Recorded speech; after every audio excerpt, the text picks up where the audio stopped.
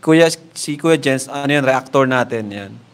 Official reactor. Hello mga kalingap, welcome back sa aking YouTube channel. This is Kuya Jens. So kung bago ka lang sa aking YouTube channel, huwag niyo pong kalimutang mag-subscribe at click the bell button para like kang updated sa ating mga bagong upload na video. At huwag po natin kalimutang suportahan ng Butim Kalingap sa pangunguna ni Kuya Val Santos Matubang, Ate Edna Vlog at syempre Kalingap Rob.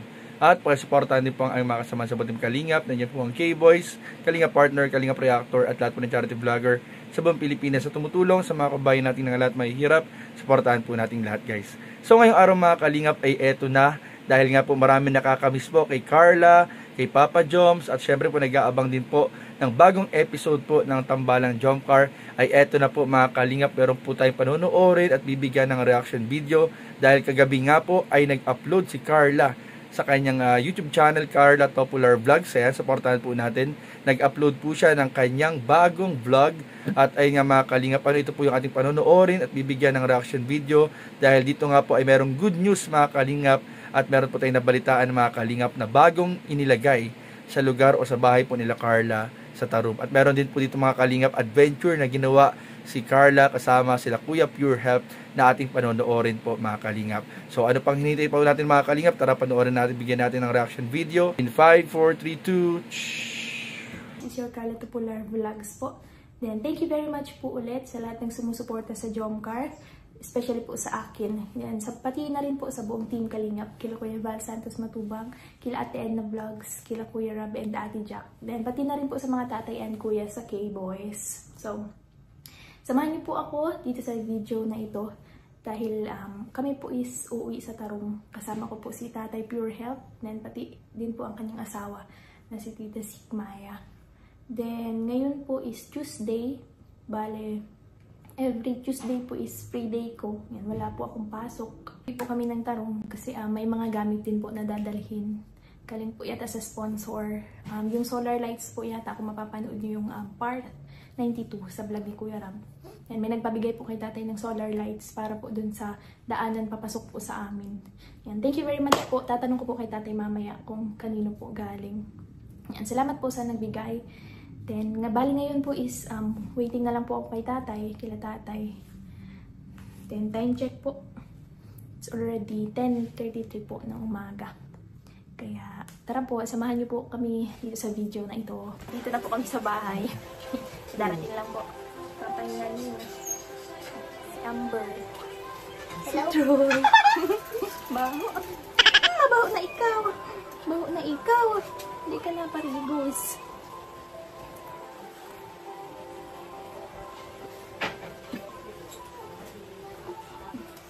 Si tatay po is, saka si papa nagbababa po nung ipoposte po din sa solar.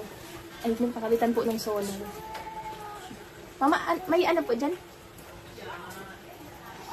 Hi po! Hello po! Thank you. Okay na po si Tay. Oh. So yun po, dala na po ni tatay yung... Wait lang, hanipin ko na pahulugan ko guys. Bago na po akong trabaho, pahulugan. Kaninong nga po, tatay po ulit. Kay Ate Nancy Basconcillo. Thank you very much po ulit kay Tita Nancy Basconcillo. Siyempre po kay tatay and tita sa pagsama po. Support niyo naman ako sa Sigmaya. Sana ako may channel. Ako wala pa akong channel. Channel 5 po ako. Channel 5? So yun po. Kaming tatlo lang po yung magkakasama. Sila Ate Rose Ann po eh. Andun po yata si Ate Rose Ann. Makain na po kami. Makain na naman? Makain na naman. Naku, trabaho ko talaga yan, eh. Kumain. Ha? Yun po. Nagpaluto po ako kila mama tatay ng isda. Wow, ayun ang sinasabi ko. Sisira naman diet ko. Huli po ni Papa ang, ano ba po yun? Atay, nakita na po. Sige na. Tara po, tatay, tita. Dito po tayo. Itong isda po. May adobong manok. Then, pusit na adobo sa gata. May kamote. Sige tayo po. Thank you po. Si Jimel. Si Jimel. Guys, ito po ang pinunta talaga namin dito pagkain. Wala akong kahilig-hilig sa pagkain. Wala talaga. Grabe naman si Carla maghanda guys, oh. Wala ang kahanda-handa. Kompleto.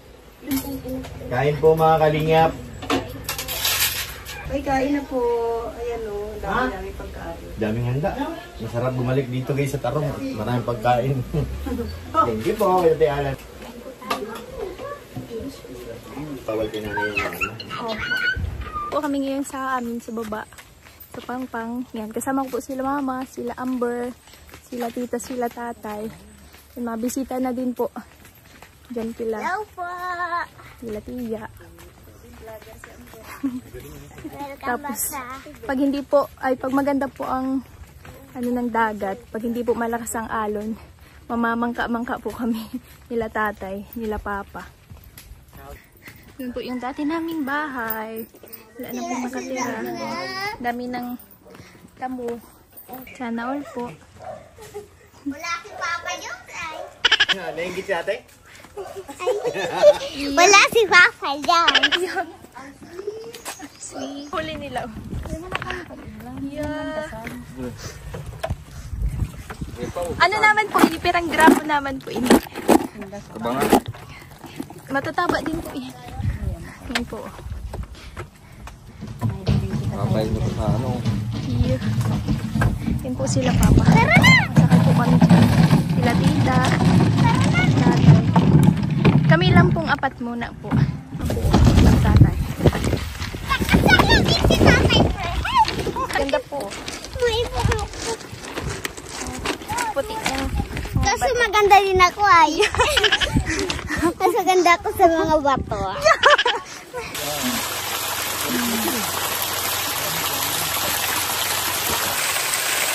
Ano po ang tubig.